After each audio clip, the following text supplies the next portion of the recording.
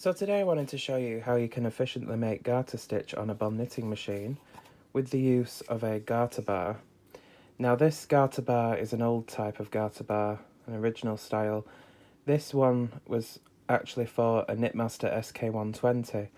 It came as a pack of 3, you had 3 bar sections like this, then you couple them together and it would accommodate 120 stitches. Now of course this bond has an extension kit, so it has 130 needles. So all 3 of these bars together will not accommodate the whole bed, but 120 stitches is enough for me. So I'm happy with that. But if you can't get hold of an original style like this, then Chris Crafter do make garter bars that work with these bond machines. The SK120 that this garter bar was for was also an 8mm gauge, just like these bond machines. So that's how I'm able to use this. But yeah, there's still garter bars available for the bonds.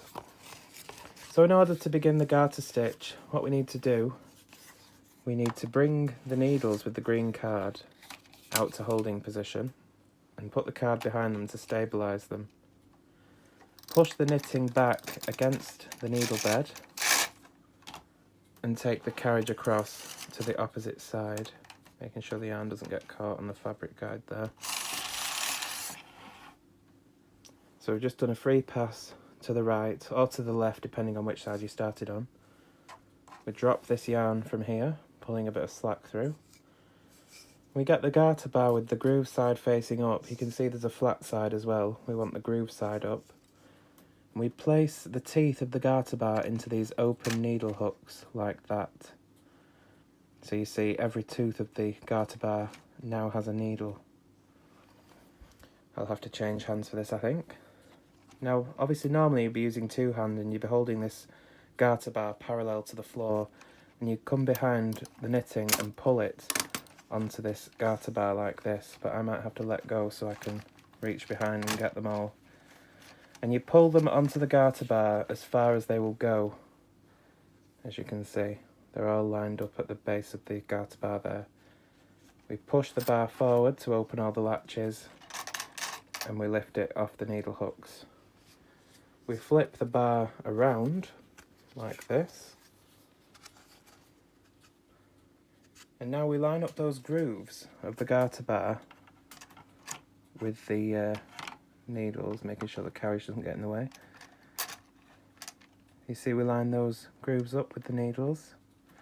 And then we pivot the garter bar parallel to the floor again, pull forward and lean it backwards towards the machine, and you check if every single one of those stitches is caught on the needles, and if it has, you simply pull the bar out. If it hasn't, you just repeat the process of lifting it back up and pivoting it back again, because you don't want to pull that bar out until you know that all those stitches are caught on the hook of a needle on the machine. Now we can either push the knitting behind the latches like that and then put them in forward working position, or you can just push all the needles back to work. It's up to you. I just decided to do it that way this time. Make sure all the latches are open though if you're using forward working position. Bring the slack back up and knit a row.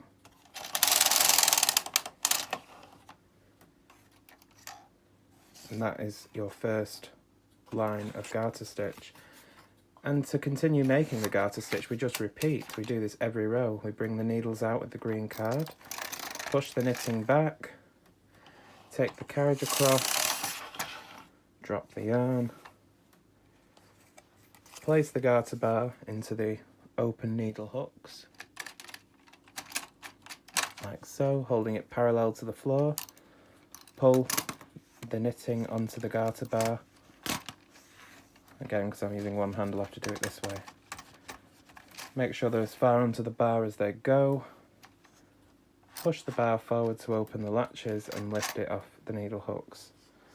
Flip it back around. Whoops, sorry about that, nearly dropped it on the floor.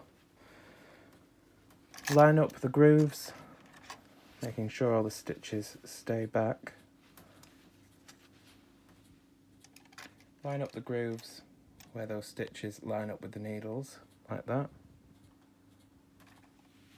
pivot the tool up parallel to the floor, pull towards you and tip back. We've seen that all the needles have caught. We pull the bar out. And this time I'll just take the card out and push them against the bed like that. Doesn't matter either way you do it, whether you put them in forward working position or you just push them back to work. Both positions will knit. We take the slack up, knit the row.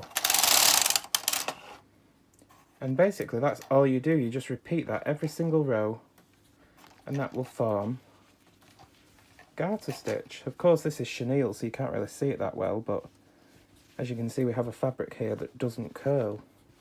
I'm making a scarf here so it might take a while, but it's certainly quicker than either taking it off on waste yarn and flipping it round and rehanging it every row, or knitting 2 rows and reforming every single stitch to a knit stitch.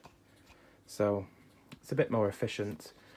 But that's how we use the garter bar for garter stitch.